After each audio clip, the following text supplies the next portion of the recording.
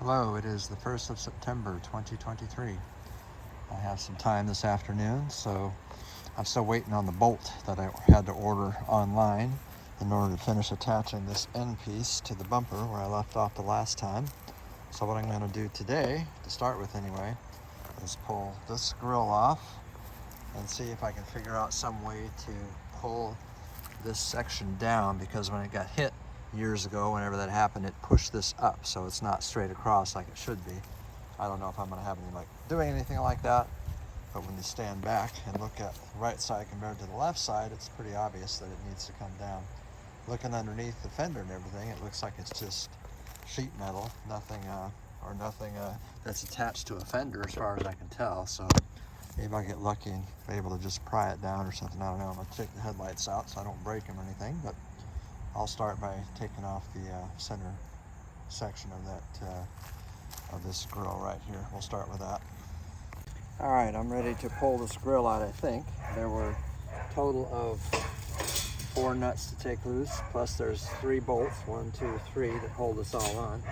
I'm gonna have to take the whole headline assembly out with this, because this is attached behind the headlight.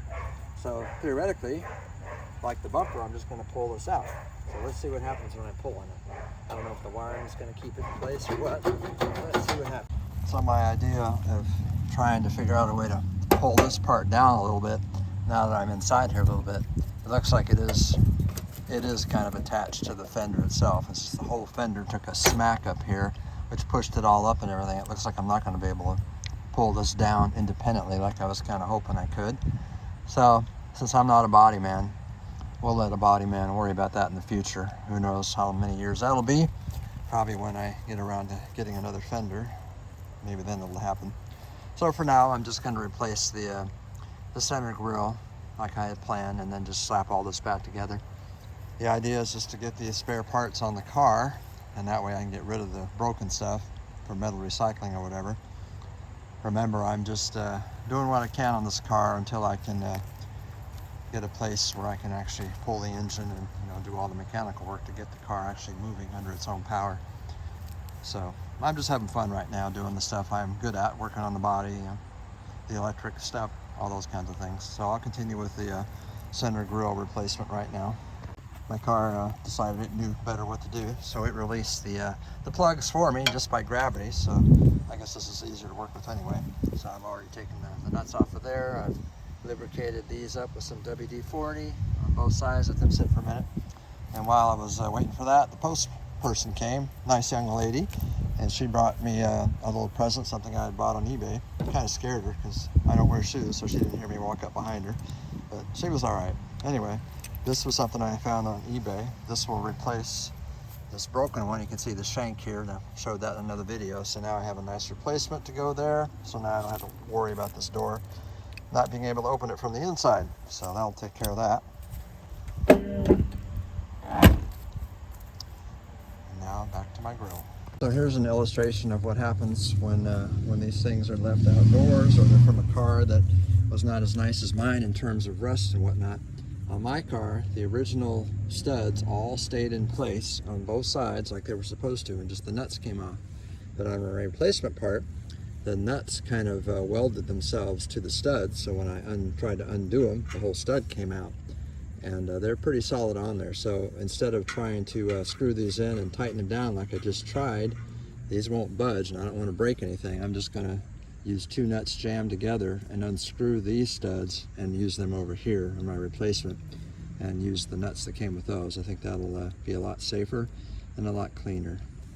Here's the first pair. I've got 2 nuts jammed together on the stud. So on the bottom stud, I'm going to attempt to undo it, and it looks like I need a slimmer wrench. This is too thick to catch just the bottom one by itself. So let me go see if I can find a thinner 1/2-inch wrench. I think I've got one.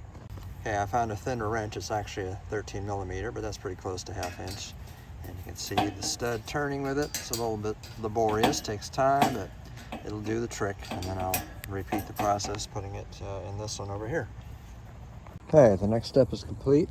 I transferred the studs. I got the headlight assemblies mounted on the replacement grill on both sides. Now all I got to do is lift it back up into place, So I'm gonna figure out a way to hook the wiring up at the same time I'm holding things up. That's kind of tricky by myself, but we'll get there. So far, so good. Here's my poor man's solution. A couple of buckets, a couple of pieces of wood to raise it up high enough. Now I can more easily plug in my wiring harnesses so they reach without too much trouble. And then we can continue attaching back to the car. Okay, the replacement grille is now secured in place. I'm pleased with how that went. I'm gonna put these little headlight rings, these bezels here back in place, and I found my little baggie in the trunk where it should have been with the screws for that, so I'll put those back on. And that's probably going to be about it on the front part of the car until I get those special bolts that I ordered to finish putting the bumper back together so I can then slide it in place. So I'm happy. Well, I ran into a problem trying to put these rings on. Both sides, I couldn't get them to slide on like they're supposed to. So I'm thinking, what did I do wrong? Well, what I did wrong is there's a screw, a nut, and a bolt goes through here on the inside, and apparently I put it on backwards, where I should have put the head on the right side where my finger is and pushed it through that way. Instead, I did it the other way around, so that is actually in the way of getting this bezel back in place. So I'm going to pull the headlight out to get to that and just flip it around. With the headlight out of the way and the what do we call this part? I forget what you call it right now, but anyway, with that out of the way, you can see what I'm talking about. So I have to take that loose, take it out, flip it around so it's flipping the other way and out of the way. Concludes today's activities. I was able to get the bezels back on around the headlights. Turns out I was completely wrong about that screw that was sticking out. It wasn't in the way at all. So I put it all back together, have a replacement grille in place. This is all out of whack because this is where the car was hit, so that's not going to look right anyway for a while. Now I'm just waiting on that bolt, those set of bolts I bought to finish with the bumper so I can put that back on. Then I'll move on to another part of the car. Thank you, that's all for today.